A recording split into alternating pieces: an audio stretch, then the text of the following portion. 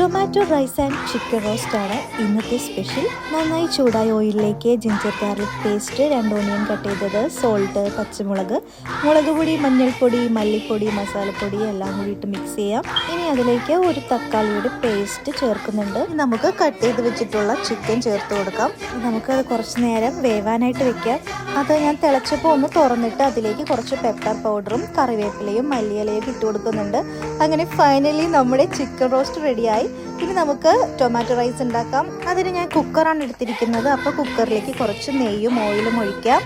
Ginger garlic പേസ്റ്റും, ഒരു onion cut ചെയ്തതും, മസാല പൊടികളും, ഒരു പിടി മല്ലിയിലയും പുതിനയിലയും ഇട്ട് കൊടുക്കാം.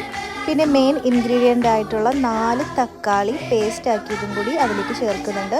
ഇനി നമുക്ക് കുറച്ച് നേരം കുതിർത്തി വെച്ചിട്ടുള്ള ഒരു ബസ്മതി റൈസും ചേർത്ത് കൊടുത്തിട്ട് ആവശ്യത്തിന് വെള്ളവും ഉപ്പും ചേർത്ത് നന്നായി വേവിച്ചെടുത്താൽ നമ്മുടെ കിടിലൻ ടൊമാറ്റോ റൈസ് റെഡി.